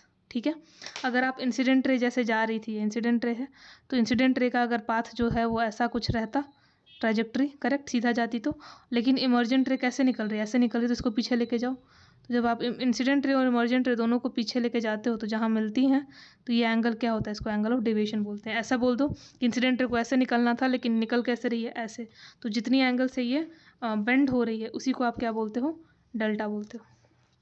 सही है ना, ठीक है ना, कि जो ये इंसिडेंट रे को जाना चाहिए था सीधा लेकिन ये इतने से ऐसे बेंड हो गई, तो यह है एंगल ऑफ डेविएशन। तो यहाँ पे हम जो पढ़ते हैं, और ये जो एंगल जो दोनों प्रिज्म का रिफ्रैक्टिंग एंगल होता है, जहाँ पे दोनों ये एंगल्स, ये जो प्रिज्म के सर्फेसेस वहाँ के मिलते हैं जिस एंगल पे, तो ये जो एंगल होता है इसको हम क्या बोलते हैं, एंगल ऑफ प्रिज्म। ये तो पता है आप लोगों को, ठीक है। तो देखो यहाँ से ध्यान से देखो, हम प्रिज्म में क्या क्या है, एंगल आई क्या है आप जानते हो, एंगल ऑफ इंसिडेंस है, R1 और R2 एंगल ऑफ रिफ्रैक्शन है,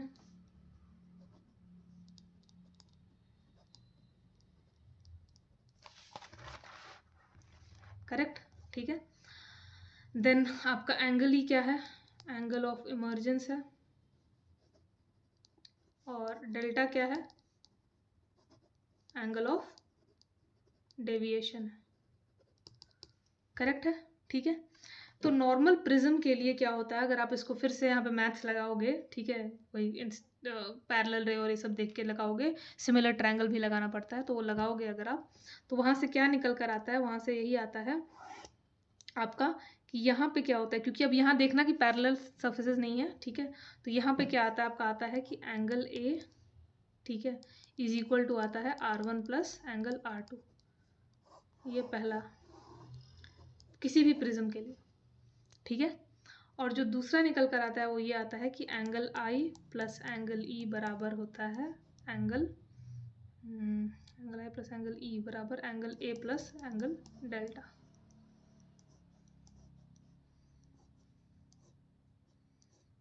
ठीक है। तो ये आपका दूसरा इक्वेशन है।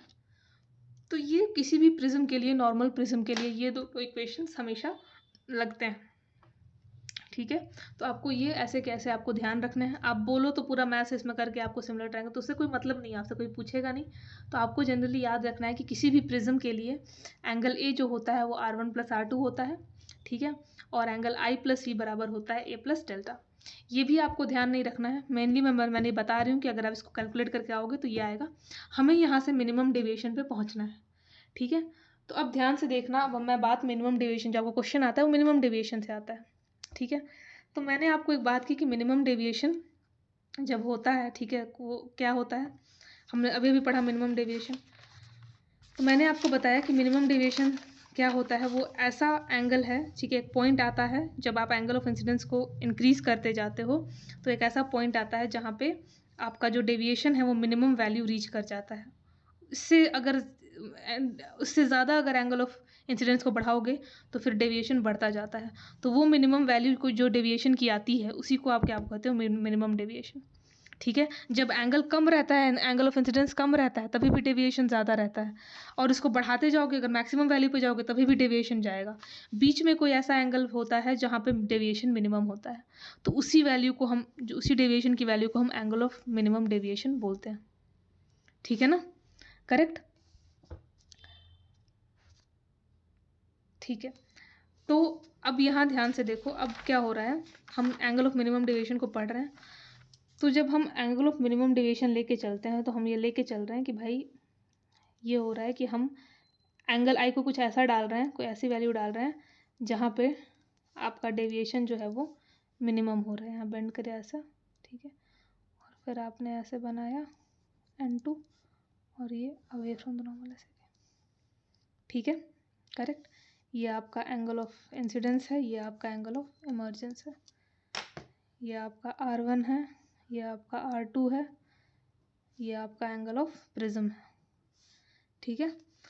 और ये जो डेविएशन आएगा यहाँ पे, अगर मैं इसको एक्सटेंड करूँ और इमर्जेंट रे को भी पीछे एक्सटेंड करूँ, तो ये दोनों जहाँ जिस एंगल पे मिलेंगे, ये एंगल जो है ये दोनों रे के बीच में एंगल ऑफ इमर्जेंट रे, और अगर आप इंसिडेंट रे को एक्सटेंड करते उसका ओरिजिनल पाथ, तो ये जो एंगल आपका बना ना, ये वाला, इसको आप बोलोगे एंगल ऑफ डेविएशन, करेक्ट, ये एंगल ए है, ठीक है, यहाँ लिख देती हूँ। तो ये जो एंगल है ये एंगल ऑफ डेविएशन, और ये मिनिमम डेविएशन है क्योंकि हमने एंगल आई वैसा लिया है जहाँ पे डेविएशन मिनिमम हो रहा है। तो एंगल ऑफ मिनिमम डेविएशन के लिए एक आप अपने आप ये चीज़ देखोगे, हमने जितनी बार करके देखा उतने बार ये आया कि जो ये जो एंगल ऑफ रिफ्रैक्शन, सॉरी, ये जो रिफ्रैक्टेड रे है ना, तो जब ये रिफ्रैक्टेड रे, ठीक है, जो बेस ऑफ प्रिज्म है इसके पैरेलल आ जाती थी, बेस ऑफ प्रिज्म के पैरेलल आ जाती थी, ठीक है, करेक्ट। तो हम ये एक्सपेरिमेंटली ऑब्जर्व करते हैं कि जब ऐसा होता है, जब आपका मिनिमम डेविएशन रीच होता है तो उस टाइम पे वो वही वाला एंगल होता है। अगर मान लो आपका एंगल ऑफ इंसिडेंस ऐसा होता है कि जो रिफ्रैक्शन ऐसे होगा ना, ऐसे बेंड करेगी, तो ऐसे टाइम जितने बार हमने ऑब्जर्व किया उतने बार देखा कि जो अंदर रिफ्रैक्टेड रे आ रही थी वो बेस ऑफ प्रिज्म के पैरेलल आ रही थी। जब भी आप उस कोई सा भी अलग अलग प्रिज्म का अलग अलग मिनिमम डेविएशन आएगा, तो हम जितना भी देख रहे थे वही देख रहे थे कि वो एंगल ऑफ इंसिडेंस ऐसा हो रहा है, ऐसा होता है, वो वाला एंगल ऑफ इंसिडेंस होता है कि रिफ्रैक्टेड रे से पैरेलल निकलती है, किसके, बेस ऑफ प्रिज्म के, ठीक है। तो इसके कारण क्या होता है, अगर आप यहाँ फिर पैरेलल वो लगाओगे तो एंगल आई और एंगल ई बराबर आता है। तो जब भी मिनिमम डेविएशन वाला केस आप पढ़ते हैं, जब भी हम मिनिमम डेविएशन को लेते हैं तो वहाँ पे एंगल आई और एंगल ई बराबर होता है, ठीक है। और अगर आई और ई बराबर होगा तो वही वाला लेटरल डिस्पर्जन बोल रही हूँ, क्या बोलते हैं उसको, ग्लास स्लैब वाली चीज़ें लग जाती हैं। इसीलिए मैंने कहा था कि जब पैरेलल सर्फेसेस होने लगते हैं तो एंगल आई और एंगल ई इक्वल आता है, जैसा स्लैब में हो रहा था। और क्या हो रहा था वहाँ पे, R1 और R2 भी, ठीक है, इक्वल हो जा रहे थे, ठीक है। याद करो, अभी भी ग्लास स्लैब देखा था तो वहाँ पे मैंने बताया था कि पैरेलल हो जा रहा था ना, तो देखो यहाँ पे R1 और R2 इक्वल आ रहा था क्योंकि ये दोनों पैरेलल सर्फेसेस आ रहे हैं। तो यहाँ पे भी वो जो रिफ्रैक्टेड रे और जो बेस ऑफ प्रिज्म है वो है, तो R1 और R2 इक्वल आ जाता है, और R1 और R2 इक्वल आएगा तो ऑटोमेटिकली एंगल आई और एंगल ई इक्वल आ जाएगा।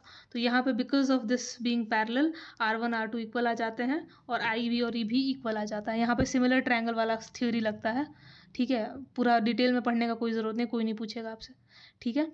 तो मिनिमम डेविएशन में एंगल, हाँ, ये मिनिमम डेविएशन में ही होता है। नॉर्मल प्रिज्म अगर आप नॉर्मल केसेस अगर लोगे, मिनिमम डेविएशन नहीं होगा तो आपका ये वाला चीज़ चलता है कि ए R1 और R2 ये होता है कि angle A R1 plus R2 के बराबर है। R1 अलग होगा, R2 अलग होगा, आई अलग होगा, ई अलग होगा। तो जनरली ऐसा चलता है, ठीक है। अगर जनरल देखो यहाँ पे, ये देखो, इसको ध्यान से देखो, ये पैरेलल नहीं है ना इसके, ठीक है, ये अलग हम देख रहे हैं, सिर्फ एंगल डेविएशन, कोई सा भी एंगल लेके चल रहे हैं।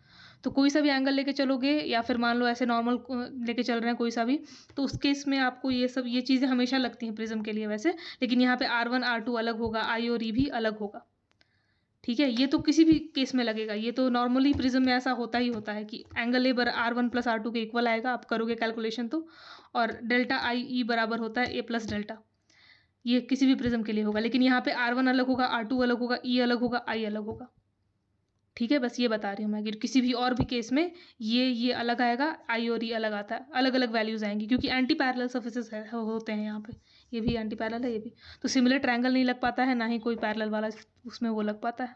हाँ, लेकिन आप इसको ट्रायंगल वाले उससे सॉल्व करोगे तो ये ज़रूर आ जाता है कि एंगल ए बराबर है R1 प्लस R2 और आई प्लस ई बराबर है delta A plus delta plus angle of prism ए, ठीक है।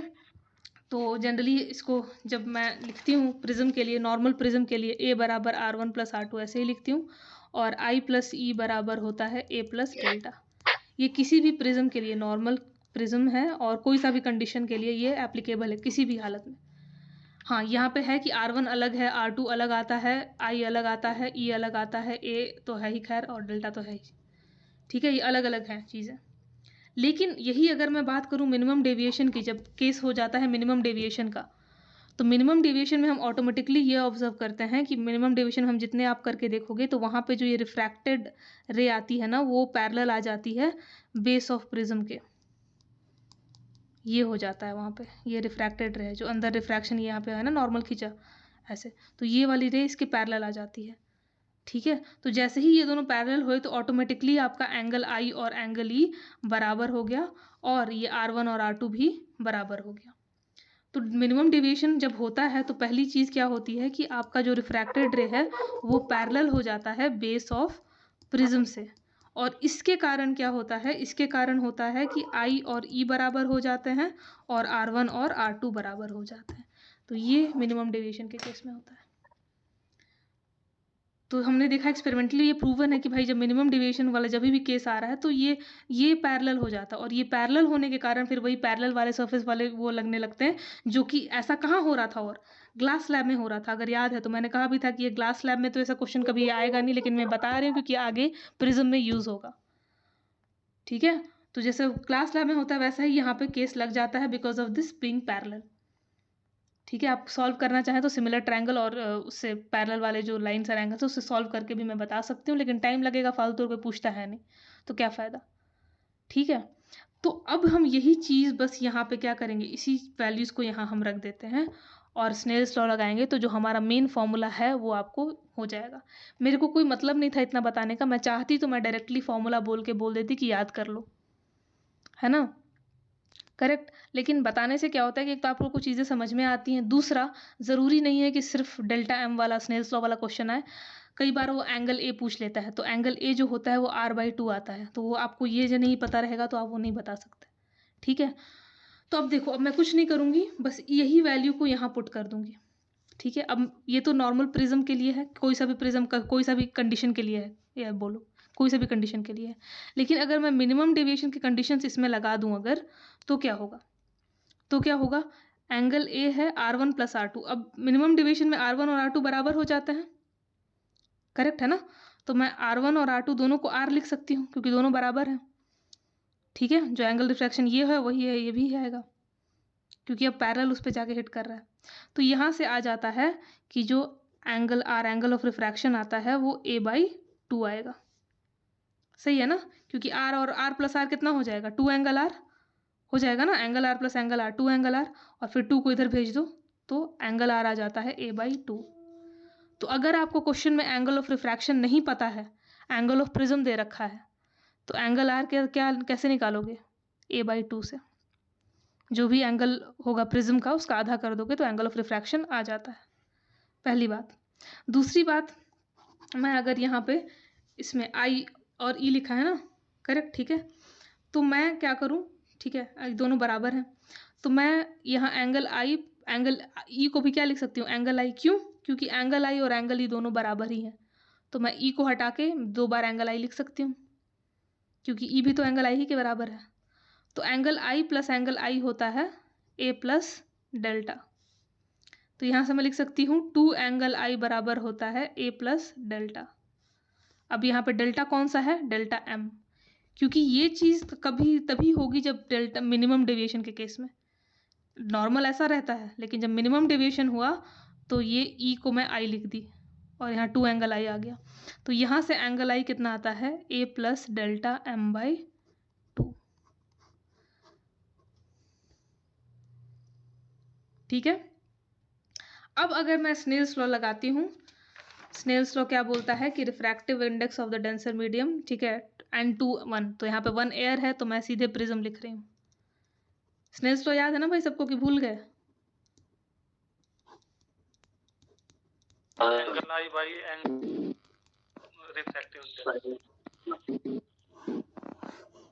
ठीक है। अब क्योंकि यहाँ पे प्रिज्म है और नीचे एयर है तो एयर को मैं 1 लिख दी, तो रिफ्रैक्टिव इंडेक्स ऑफ प्रिज्म कितना आ जाएगा, साइन एंगल I बटा में साइन एंगल R।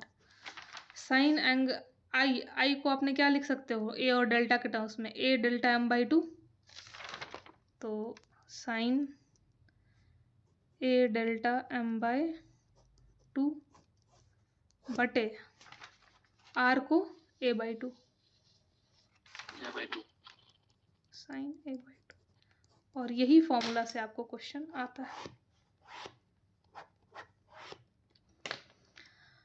तो जो रिफ्रैक्टिव इंडेक्स ऑफ प्रिज्म निकालने के लिए बोलता है, आपको एंगल ऑफ प्रिज्म दिया रहेगा, ठीक है, और आपको डेल्टा m दिया रहेगा, या तो रिफ्रैक्टिव इंडेक्स दिया रहेगा, एंगल ऑफ प्रिज्म दिया रहेगा, डेल्टा m निकालना होगा। तो जो क्वेश्चन आता है वो इसी फॉर्मूला से आता है। एक बार फिर से ध्यान से देखो मैं क्या बताई, मैंने कहा कि जनरली प्रिज्म के लिए, अगर हम जनरल प्रिज्म देखते हैं तो उसके लिए हम जानते हैं कि जो एंगल ऑफ प्रिज्म होता है वो r1 और r2 के बराबर होता है, एंगल r1 + एंगल r2 के बराबर आता है, और I + E जो होता है वो a + डेल्टा के बराबर होता है। ये नॉर्मल किसी भी कंडीशन में, प्रिज्म इन एनी कंडीशन, कोई भी कंडीशन में ये एप्लीकेबल, आप सॉल्व करके देख सकते हो, ये ऐसा होता है, आपको ये पता है। लेकिन हम जानते हैं कि जब मिनिमम डेविएशन का कंडीशन होता है तो वहाँ पे दो चीज़ें हो जाती हैं। एक होता है कि जो रिफ्रैक्टेड रे आप देखोगे ना, वो जो होती है वो जो बेस होता है ना प्रिज्म का, उसके पैरेलल हो जाती है। ये जो आया ना रिफ्रैक्टेड रे, इसके पैरेलल हो जाती है, ठीक है। उसके कारण क्या होता है, रिफ्रैक्टेड रे पैरेलली, पैरेलल का सिंबल है parallel to base of prism, और उसके कारण क्या होता है, इसके कारण ये हमें निकल के मिलता है, दो चीज़ें होती हैं। एक तो R1 और R2 बराबर हो जाते हैं और I और E भी बराबर हो जाते हैं। और ये आप ऑलरेडी देख चुके हो कहाँ पे, ये आपने ऑलरेडी ग्लास स्लैब, जो पैरेलल वाला केस से पहले मैंने बताया था, ग्लास स्लैब में आप ऑलरेडी देख चुके हो। अब इसी चीज़ को मैं उठा के अगर मैं यहाँ लगा देती हूँ, पुटिंग दिस इन इक्वेशन 1, ये जो इक्वेशन 1 है इसमें मैं रख दूँ अगर, तो एंगल ए हो जाता है R plus R, angle R plus angle R, और यहाँ से एंगल ए आता है 2 एंगल R, और यहाँ से आप बोल सकते हो कि एंगल ऑफ रिफ्रैक्शन है A/2। तो एंगल R की वैल्यू ये आ गई। और अगर मैं इंसिडेंस रे की वैल्यू निकालना चाहूँ तो मैं यहाँ लिख सकती हूँ कि I प्लस आई हो गया A प्लस डेल्टा। तो यहाँ से 2 angle I A plus delta M। अब M की डेल्टा को डेल्टा M लिखेंगे क्योंकि मिनिमम डेविएशन के केस में ही ऐसा होगा कि दोनों I और E बराबर हो गए। और यहाँ से एंगल I कितना आ जाएगा, A प्लस डेल्टा M/2। अब इसी चीज़ को मैं स्नेल्स लॉ में रख देती हूँ, sine I by sine R। तो साइन I को क्या लिखूंगी, A प्लस डेल्टा M/2, और R को क्या लिखूंगी, A/2। तो ऊपर हो जाता है sign A plus delta M/2 और नीचे आ जाता है A/2 सॉरी। तो एंगल I की जगह ये लिखोगे, एंगल R की जगह A/2 लिखोगे। तो ये आपको मैंने कहाँ से आया कैसे आया बता दूँ, आपको तो सिर्फ ये ध्यान रखना है, जिसको इतना पूरा वो नहीं भी है तो आपको याद रखना है कि refractive angle of prism, sorry हाँ, refractive angle of refractive index of prism, angle बोल रहा हूँ मैं, रिफ्रैक्टिव इंडेक्स ऑफ प्रिज्म होता है क्या, sine I by sine R, और इसको आप लिख सकते हो साइन I को क्या लिखोगे, A plus delta M/2 divided by, और साइन को लिखते हो, R को लिखते हो A/2। तो ये आपका, यही आपको ध्यान रखना है, दैट्स ऑल, ठीक है। और यहाँ पे एक दो और चीज़ें हैं, वो ये हैं कि अगर आपसे, जैसे मैंने बताया था जो क्या, कि A होता है, एंगल A होता है R1 प्लस R2, लेकिन यहाँ से अगर मान लो आपको एंगल R कभी पूछ दिया तो वो क्या आएगा, A/2। वो कैसे आया, क्योंकि जनरली तो ये होता है, लेकिन मिनिमम डेविएशन में क्योंकि R1 R2 इक्वल हो जाता है तो एंगल A कितना आ जाता है, 2R, और यहाँ से आप जब निकालते हो तो एंगल R हो जाता है A/2। तो ये ध्यान रखना। और कभी कभी प्रिज्म के लिए, जैसे आपको ये वाली चीज़ जो मैंने बोल के रखी है वो ये है कि I प्लस E होता है A प्लस डेल्टा, ये याद रखना। ये नॉर्मल प्रिज्म के लिए होता है ना, ये चीज़ नॉर्मल प्रिज्म के लिए जो होता है वो याद रखना। और angle A R1 plus R2 होता है, ये याद रखना। ये नहीं भी है तो छोड़ो, हटाओ इसको, ठीक है। ये नॉर्मल कंडीशंस के लिए ये होता है। जब ये है तो R1, कई बार आपको ये यूज़ आएगा कि एंगल A क्या है, 2 एंगल R है, या फिर इसी को बोलो कि एंगल R जो होता है A/2 होता है। तो यहाँ से भी आपको याद रहेगा, है ना, क्योंकि आपने R की जगह ही ये A/2 लिखा है और I की जगह क्या लिखा है, A प्लस डेल्टा M/2, ठीक है। तो भूलना मत, ठीक है। तो ये जनरली ऐसा होता है, लेकिन मिनिमम डेविएशन के केसेस में हम लोग जो भी पढ़ रहे हैं वो मिनिमम डेविएशन के लिए पढ़ रहे हैं। तो अगर मैं एक चार्ट ऐसे बनाऊं कि भाई मिनिमम डेविएशन अगर हो रहा है तो मिनिमम डेविएशन, या फिर मैं इसी को क्या बोलती हूँ, डेल्टा M। तो डेल्टा M के जो हमने फॉर्मूले पढ़े वो यही पढ़ा है कि रिफ्रैक्टिव इंडेक्स अगर प्रिज्म का पूछे, या फिर पहले ऐसे कर दो कि एंगल I होता है A plus delta M/2, angle R होता है A/2, और यहाँ से अगर मैं रिफ्रैक्टिव इंडेक्स ऑफ प्रिज्म निकालती हूँ तो वो होता है sine I by sine R। तो वो क्या आता है, sign A plus delta M/2 बटे साइन A/2। तो पहला ये एंगल I, दूसरा ये, तीसरा Snell's law,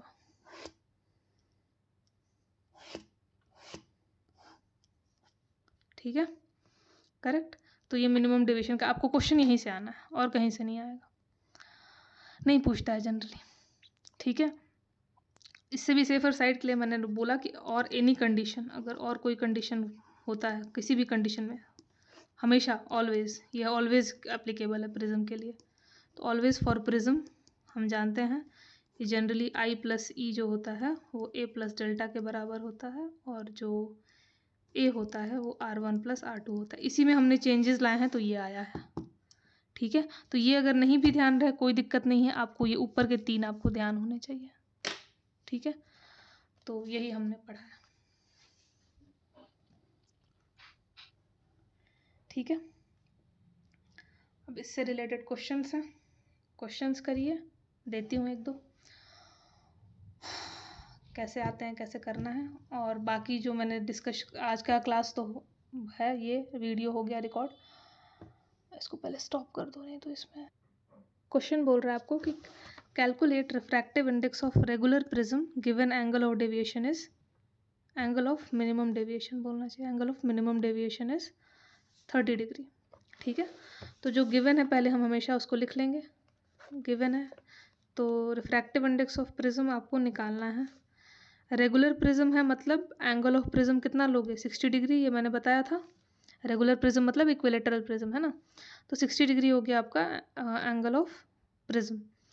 angle of minimum deviation जो डेल्टा एम दे रखा है वो दे रखा है 30 डिग्री। ठीक है, ये आपको क्वेश्चन में गिवन है। तो आपको यहाँ से रिफ्रैक्टिव इंडेक्स प्रिज्म का निकालना है, करेक्ट। ठीक है, तो हम रिफ्रैक्टिव इंडेक्स निकाल देते हैं। रिफ्रैक्टिव इंडेक्स ऑफ प्रिज्म का फॉर्मूला होता है sine i by sine r, करोगे तो आई हो जाता है A plus delta m by 2 upon sine A by 2। यही फॉर्मूला आपको लगाना है, बस वैल्यूज़ रख दो सबकी। साइन को साइन रहने दो, ए है कितना 60 डिग्री प्लस डेल्टा एम है कितना 30 डिग्री डिवाइडेड बाई 2, फिर है साइन एंगल ए है 60 डिग्री बाई 2, पहले डिवीजन कर लो, 60 प्लस 30 90, 90 डिवाइडेड बाई 2 45, तो ऊपर क्या आ गया साइन 45 डिग्री 45 डिग्री, और 60 बाई 2 डिग्री कितना हो जाएगा साइन 30 डिग्री। साइन 45 की वैल्यू क्या होती है, साइन 45 की वैल्यू होती है मैम 1/√2, और साइन 30 डिग्री हो जाएगी 1/2। ठीक है, तो ये नीचे आ जाएगा ऊपर, तो √2 आंसर आएगा, करेक्ट। 2 ऊपर चला गया, √2 नीचे आ गया, काटोगे तो √2, तो आपका आंसर आ गया √2। ठीक है, ये जो ये है ना 1/√2 करोगे तो ये नीचे आ जाएगा, और ये नीचे जो है वो ऊपर चला जाएगा, तो 2/√2 कैंसिल करोगे तो √2। ठीक है, 2 को √2 इंटू √2 लिख सकते हो ना, तो इसलिए √2 से कट गया, तो आपका रिफ्रैक्टिव इंडेक्स ऑफ प्रिज्म क्या आ गया, ठीक है, आपका आ गया √2। ये आपका आंसर है। ठीक है, तो मेन ये जो क्वेश्चंस होते हैं उसमें आपको बस फॉर्मूला आपको चेक करता है आपको आता है कि नहीं आता है। बहुत सारी चीज़ों में मैंने ये देख रखा है कि आपको कॉन्सेप्ट बेस्ड क्वेश्चन तो आप पूछता नहीं है, ज़्यादातर आपको देखता है कि आपको फॉर्मूला मतलब जनरली जो आपको हायर लेवल के क्वेश्चंस बता रहे हो 11-12 वाले, देखो 11-12 का कॉन्सेप्ट सब कुछ जानना आपका उसमें नहीं है, सिलेबस में नहीं है, लेकिन फिर भी जो क्वेश्चंस अगर आ जाते हैं बाई चांस तो फॉर्मूले बेस्ड होते हैं। ठीक है, तो आपको अगर आपने अगर थोड़ा बहुत टचअप मतलब उसको थोड़ा बहुत पढ़ा है, आपने गो थ्रू किया है, तो आप कर लोगे उसको। ठीक है, तो ये ऐसा एक क्वेश्चन है। ठीक है, फिर ये वही क्वेश्चन है, यहाँ पे रिफ्रैक्टिव इंडेक्स √2 दे रखा है, तो इसको सॉल्व कैसे करना है। और 2-3 क्वेश्चन हैं जो ऑलरेडी मैंने वीडियो में दे रखे हैं, आप देख लेना। तो इसमें रिफ्रैक्टिव इंडेक्स √2 इस बार दे रखा है। ठीक है, हम जानते हैं कि रिफ्रैक्टिव इंडेक्स का फॉर्मूला होता है A plus delta m by 2 upon sine A by 2। तो इस बार क्वेश्चन में रिफ्रैक्टिव इंडेक्स ऑफ प्रिज्म √2 दे रखा है, और वो बराबर होता है इस चीज़ के, करेक्ट। अब ये ध्यान रखना कि यहाँ पे हमें डेल्टा एम पता करना है, और ये ब्रैकेट में है तो आप इसको तोड़ नहीं सकते हो।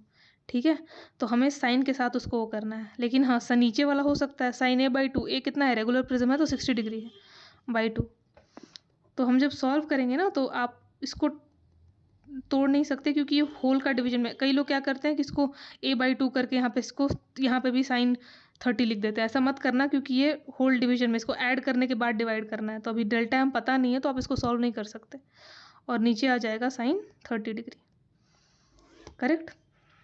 ठीक है, साइन 30 होता है 1/2, आप जानते हो, करेक्ट।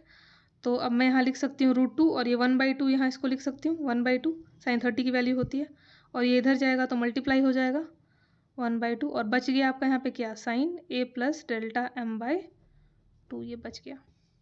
ठीक है, अब यहाँ से इसको अगर कैंसिल करोगे तो क्या आ जाएगा, √2 हो जाएगा, √2 से 2 कैंसिल होगा तो √2 आ जाएगा, तो यहाँ आ गया 1/√2, और यहाँ अभी भी है sin a + Δm/2, ये पूरे में 2 है, करेक्ट। अब आप जो है इसको अब कई लोग इसके बाद क्या करते हैं मैं बताती हूँ, इस 2 को लेके इधर भेज देते हैं, एकदम गलत हो जाएगा वो। ये इसके डिवीजन में है, ब्रैकेट में है, आपको इसके साथ सॉल्व करना है, तो आपको पहले साइन हटाना पड़ेगा क्योंकि साइन से सब मल्टीप्लाइड है, ये भी मल्टीप्लाइड है, ये भी मल्टीप्लाइड है। तो 1/√2 को साइन की वैल्यू में लिखो। 1/√2 किसका होता है, साइन कौन से का वैल्यू है, साइन 45, तो साइन 45 डिग्री आप लिख सकते हो 1/√2 की जगह। तो अब जब करोगे तो अब ये साइन और साइन पहले कटेगा, करेक्ट। अब साइन से जब ये हट गया तब अब ये फ्री हो गया, अभी ये ब्रैकेट में इसके साथ था तो इसलिए आप इसको छेड़खानी नहीं कर सकते थे। तो पहले साइन को सॉल्व करना, उसके बाद आपका आ गया कि 45 डिग्री जो है वैल्यू है a + Δm/2 की, सही है। तो अब यहाँ से ये इधर जाएगा तो 45 × 2 डिग्री कितना हो जाएगा, ये हो जाएगा a + Δm की वैल्यू, तो 90 डिग्री हो गया। ए कितना है, एंगल ऑफ प्रिज्म तो आपको पता है ना, रेगुलर प्रिज्म है ना ये, देखो तो 60 है, तो 60 डिग्री + Δm हो गया 90, तो यहाँ से Δm कितना आ जाएगा, इधर जाएगा तो माइनस, हाँ 90 - 60 मतलब 30, इधर जाएगा तो माइनस हो जाएगा ना, 90 - 60 तो कितना आ गया 30 डिग्री। तो सॉल्व करने का तरीका ये होगा, जब रिफ्रैक्टिव इंडेक्स पूछा है तो इजी है क्योंकि आपको साइन की वैल्यू यहाँ रखनी है और कटा के और फिर निकाल देना है। जब रिफ्रैक्टिव इंडेक्स दिया है और यहाँ पे Δm पूछा है ना, जब यहाँ Δm पूछा है, देखो ये पूछा है, तो आपको ये ध्यान रखना है कि आप जो ये साइन से मल्टीप्लाई है और ये वैल्यू आपको अननोन है, ये आपको पता नहीं है, तो आप इसको टच नहीं कर सकते अभी। You have to remove the sine first, और उसके लिए आपको नीचे का ये करना होगा, इधर कटाना होगा, और ये जो वैल्यू जो लेफ्ट हैंड साइड में उसको साइन में लाना होगा। उसके बाद आप साइन को पहले एलिमिनेट करोगे दोनों साइड से, and then you can move on with the question. Clear है? तो ऐसे कुछ क्वेश्चंस मैंने वीडियो में भी दे रखे हैं, आपको कुछ प्रैक्टिस के लिए दे देती हूँ, इसको प्रैक्टिस करना, 1-2 क्वेश्चन बनाओगे समझ में आ जाएगा कैसे करना है, क्या करना है, ठीक है।